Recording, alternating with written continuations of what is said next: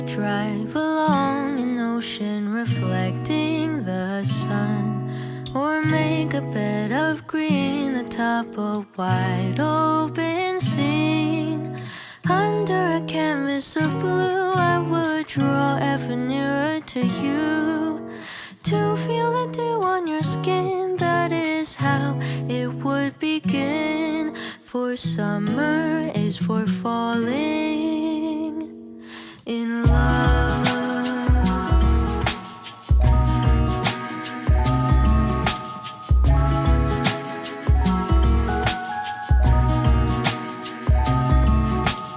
We could stay out late until the sun sets past 8, and the cotton candy haze mirrors the warmth of your gaze.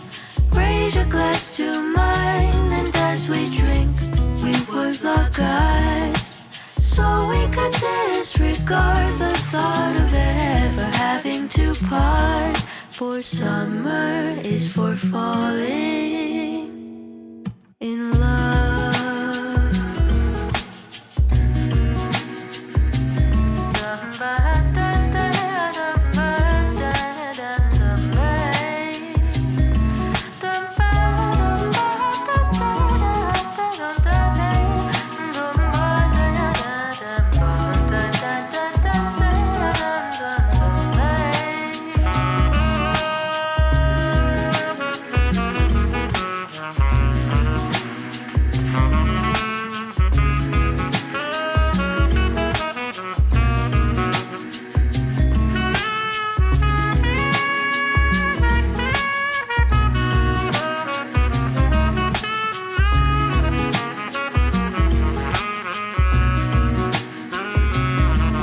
This lightness of being, we both know to be fleeting, like the last breath of a sunset right before the day is dead.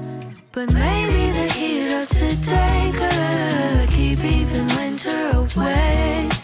So I'll remember your laugh, 'cause nothing ever changes the fact that summer is for falling in love. Da-dun-da-dun-day. Summer is for falling in love.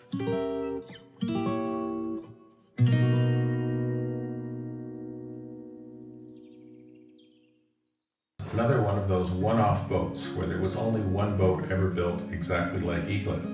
True, there were many smaller versions of it, but Eaglet, I think, stands alone as the only 36-footer that was built exactly that way, and was originally powered with a Hall-Scott engine with 225 horsepower, but there were some little foibles, I guess you'd say, with an engine of that vintage.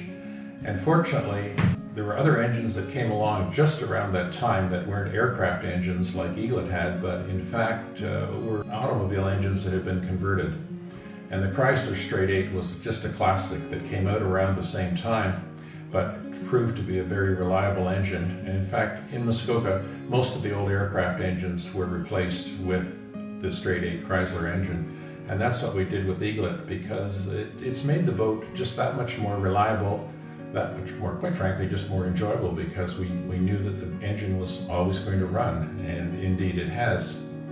The other things that impressed me about Eaglet, I think, were the fit and finish. As I learned more and more about a Minett-Shields boat, I realized that the true genius of Bert Minett, not only in the design of the hull that goes through the water so effortlessly and handles all kinds of weather without making the passengers wet, the fit and finish was amazing. The very fact that Bert Minett built the boat with book match planks so that they always matched as they correspondingly went out from the center line. The kind of hardware that was used on a Minett-Shields boat seemed to be superior to any other. In fact, I remember one year I was asked for a tour of the boathouse by a gentleman who was a former editor of the Rolls-Royce magazine, and he found me because he'd heard that Minett-Shields used hardware from a Rolls-Royce car. He verified that yes, that really was the case as he examined the boat. It seems that, in fact, Bert Minett did build a boat for Henry Royce, who did have a visitation time in Muskoka.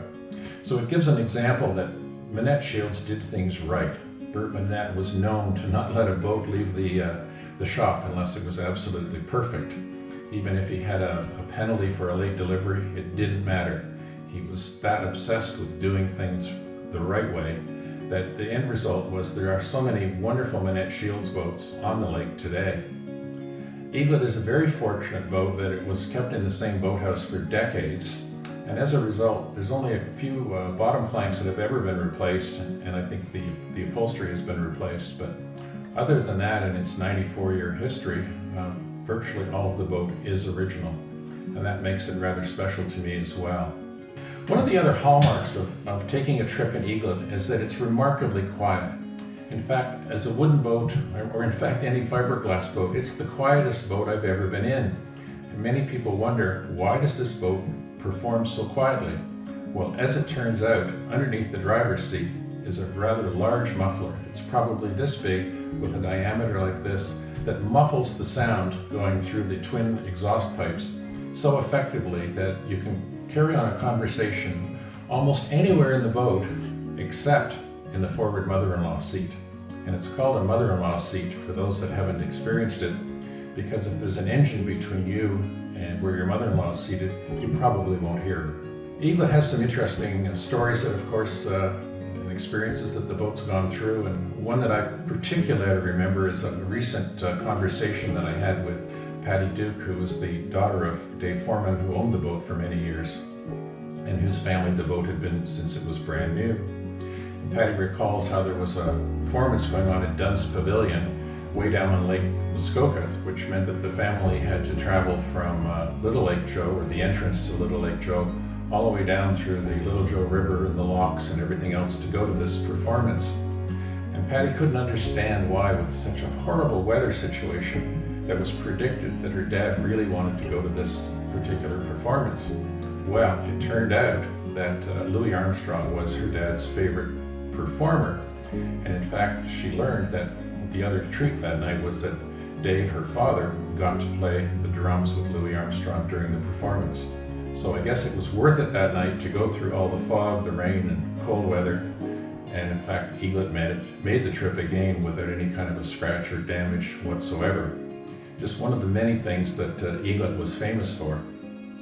Eaglet was a boat that was part of a larger collection at Eagle Island, but it was a boat that was reserved for the special occasions, and it was known as the boat that David Foreman drove. No one else seemed to be ever driving Eaglet. That was David's boat to drive.